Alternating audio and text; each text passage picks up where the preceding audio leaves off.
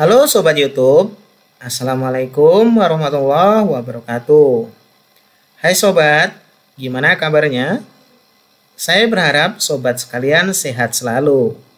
Nah Sobat, apakah Sobat sekalian masih menunggu pengumuman gelombang 23 dari Kartu Prakerja tahun 2022 ini? Nah, kalau menunggu, pasti Sobat ngalamin, duh kok lama banget ya, berbeda dari tahun-tahun sebelumnya atau gelombang-gelombang sebelumnya. Nah Sobat, ternyata lamanya ini ada alasannya loh. Sebenarnya alasannya apa sih? Dan nanti kalau lolos kira-kira tandanya kayak gimana? Nah, simak di video ini Sobat ya. Sebelum lanjut, bantu support channel kami dengan klik tombol subscribe serta diaktifkan pula loncengnya. Yuk Sobat, tanpa basa-basi langsung kita masuk di poin inti.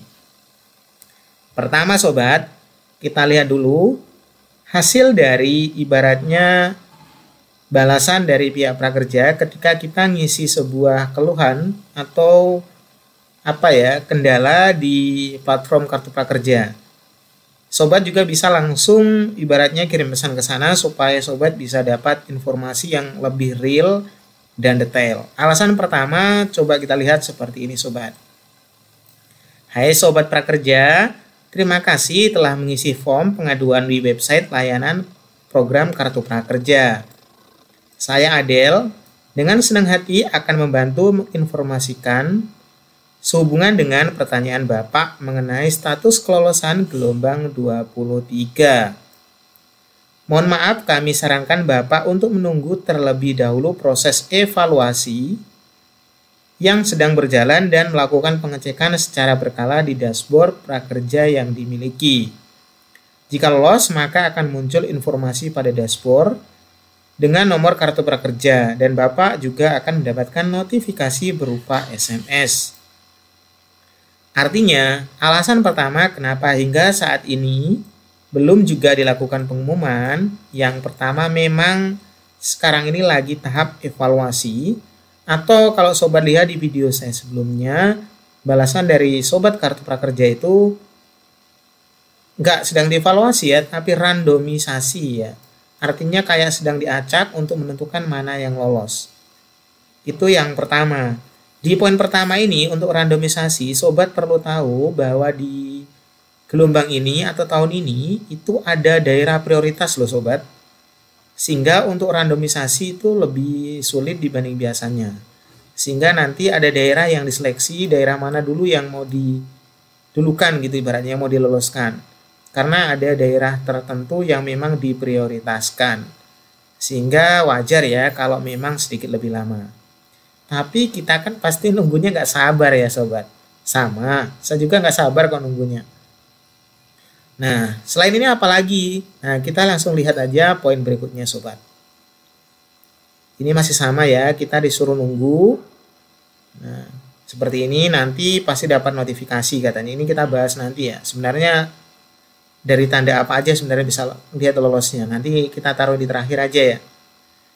Nah Sobat, apabila Sobat juga sempat melakukan gabung gelombang, pasti Sobat udah mulai dapatin notifikasi kayak gini ya. Yaps, ini adalah izin lokasi.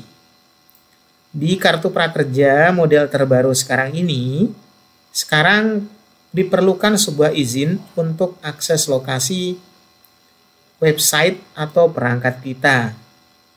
Jadi di sini nih, kalau kita tidak aktifkan izinkan lokasi, nanti kita nggak bisa gabung gelombang, bahkan nggak bisa melihat gimana riwayat dashboardnya kita gitu Sobat ya. Bahkan di sini juga banyak ibaratnya beberapa hal yang dipertanyakan. Kira-kira ini yang terlacak nanti apakah IP-nya kita, lokasinya kita, ataupun perangkatnya kita. Nah, kalau ini saya kurang tahu, intinya kalau izin lokasi berarti lokasi dari kita akan diketahui. Nah, ini adalah sebuah fitur terbaru sehingga mungkin ketika dilakukan pembukaan gelombang kemarin, fitur ini masih belum maksimal sehingga sekarang ini diperbarui lagi sehingga butuh waktu tambahan yang lumayan gitu ya.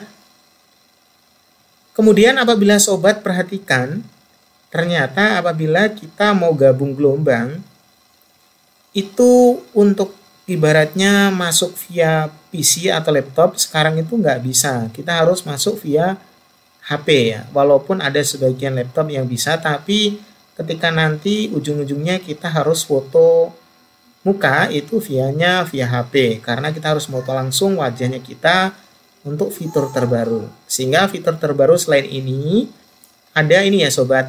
Nah, foto wajah atau foto selfie. Ini juga yang sekarang jadi polemik sobat.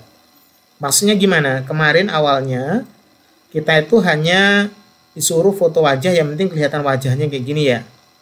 Dengan ketentuan-ketentuan seperti ini. Wajah terlihat dengan pencahayaan cukup, wajah memenuhi 80% dari frame, terus atau close up ya. Kemudian terlihat jelas. Tapi di update terbaru muncul gambar yang udah harus senyum kayak gini sobat.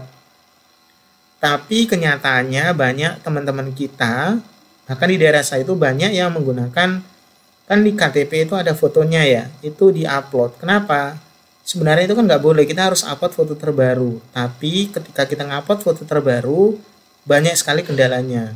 Pertama, ukurannya kelihatan besar.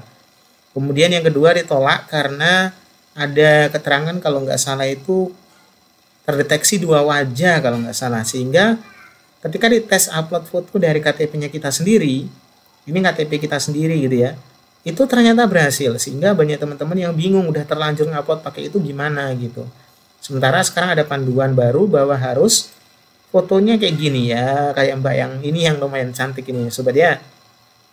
Jadi dari beberapa pembaruan-pembaruan ini memungkinkan untuk pengumumannya menjadi lebih lama. Walaupun harusnya pembaruan ini diterapkan sebelum dilakukan seleksi ya gitu ya. Baru ada juga beberapa macam kendala, yaitu sulitnya akses kartu prakerja, muncul network error. Nah teman-teman biasanya kalau itu udah pada bisa ya, udah teratasi problem itu biasanya dengan mengganti browser atau sejenisnya gitu sobat. Jadi hal-hal tadi ini adalah beberapa hal yang memungkinkan atau menjadi alasan kenapa hingga saat ini pengumuman di gelombang 23 itu masih belum diumumkan ya sobat ya. Nah kemudian gimana sih sebenarnya ngecek hasil lulus enggaknya nanti itu sobat? Sobat sebenarnya nggak perlu nunggu lama, toh ujung-ujungnya nanti ada notifikasi sobat. Kemarin waktu sobat daftar itu kan masukin nomor HP, nanti biasanya akan muncul notif ke nomor HP-nya sobat, walaupun kadangkala ada nomor HP yang nggak muncul notifnya karena kemungkinan terlambat atau gangguan jaringan. Selain itu, karena sobat juga waktu daftar menggunakan email, maka akan muncul notif via email. Selain dua itu, sobat juga bisa ngecek notifnya itu nanti di dashboard kartu prakerja gitu. Jadi di dashboard nanti sobat bisa ngecek Anda lulus atau enggak, dan ketika lulus maka akan muncul nomor dari kartu prakerjanya sobat. Selain itu, yang paling biasanya kita bisa amati sebelum munculnya itu, sobat bisa ngecek tanda lonceng biasanya sobat ya. Tanda lonceng di kartu prakerjanya kita. Biasanya di pojokan atas gitu ada lonceng yang muncul notifikasi. Biasanya kalau udah ada muncul notif menandakan bahwa kita itu lulus biasanya. Tapi itu nggak bisa dipastikan ya. Lebih pastinya sobat cek di dashboardnya sobat secara berkala sesuai instruksi dari prakerja sendiri. Jadi sobat, menurut saya itu adalah beberapa hal yang menjadi ibaratnya alasan kenapa kok lama ya masih belum diumumkan juga. Saran saya nggak usah terlalu tunggu sobat, toh kalau lulus nanti pasti bisa lulus gitu. Teman-teman kita kan ngecek juga, nanti kalau ada teman yang lulus pasti infoin. Jadi gitu ya sobat, terima kasih. Ini tadi hanya ibaratnya alasan yang saya ambil kesimpulan dari beberapa hal yang terjadi. Jadi ini bisa saja alasan ini salah karena ini pendapat saya pribadi ya sobat. Terima kasih. Assalamualaikum warahmatullahi wabarakatuh.